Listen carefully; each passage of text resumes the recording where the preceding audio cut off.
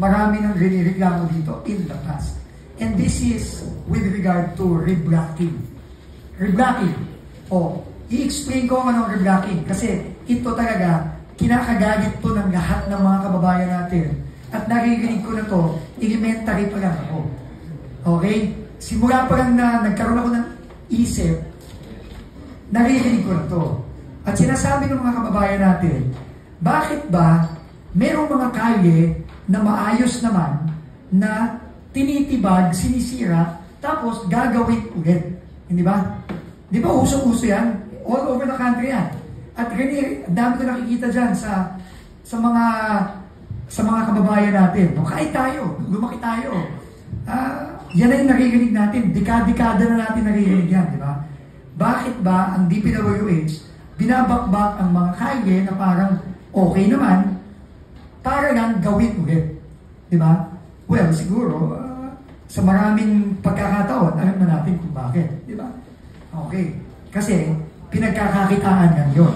Pinagkakakitaan yung pagsisira, pinagkakakitaan din yung paggagawa. Okay. Correct? Okay. So, effectively now, I will be suspending all reblocking activities. No? Pinapasuspend ko. And gagawa ako ng bagong department order on reblocking. Kasi tinanong ko yan dito. In-explain sa akin, sir, kasi meron iba, kailangan talagang i-reblock. Kasi sira na. So, okay, fine. Pero, kailangan may basis tayo at gawin natin transparent sa mga kababayan natin. Bakit tayo tumitibag ng mga kalye na mukha namang maayos pa? At bakit natin ginagawa yun ulit? So, I want that to be clear and I want that in a form of a DO, Department Order, na transparent. Para yung mga kababayan natin, alam nila kung bakit sinisira yun.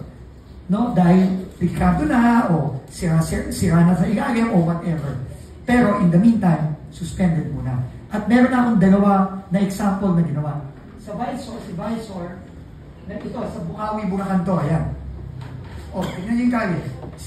May problema ba yan sa tingin niyo? Ako, gano'n naman na, well, sa mata lang, no? Tinitignan ko, maayos yan. Pero, ayan. So, pinatawag ko kagad itong DE na to, at bulang na naman.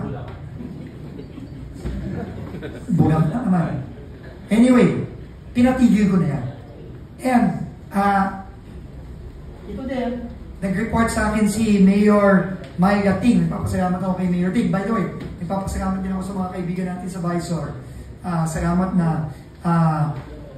hindi nyo pa rin kami nakakalimutan kahit wala na tayo sa DOTR at nagre-reklamo pa rin kayo hanggang ngayon. Tuloy-tuloy nyo lang yung reklamo ninyo at nakakatulong yan sa mga kababayan natin. So, isa naman si Mayor Myla Ting ng Tugigaraw, ayan na naman. May pinakita siya sa atin na ayan, sinisira na naman. Sinisimulan na. Sabi niya, sir, sinisimulan na naman, sinisira na naman yung kali, okay pa naman yan. Pinatigil na rin natin.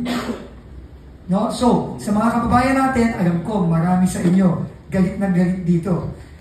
Di ba? Lalong-lalo na, nung bata ako, naririnig ko yung reblocking, pagpapalapit yung election, maraming nagtitibaw. So, i-report nyo lang po sa amin. At nag-issue na po ako ng suspension order. Kapag sila hindi sumunod yung mga DE na yan, again, pasensyahan tayo. No? Bakit? Kung ano, no? Meron lang isang exception yan, yung sa maintenance works. Ibig sabihin nun, yung sira na talaga yun. Ibig sabihin, kung sira talaga, okay, i-reblock mo. Kasi kasama sa maintenance eh. Pero, kung hindi sira, kung mukha nang nakikita nyo dito sa Bulacan, saka sa Tugigaraw, bawal muna yan. At magkakaroon tayo ng bagong department order para ayusin na natin ito finally. Kasi, mahigit 50 anyos na ako eh. Simula nung nagkaisip ako, naririnig ko na yan eh. Kahit na kahit yung mga kababayan natin. So isipin mo, 5 dekada na yun. Diba?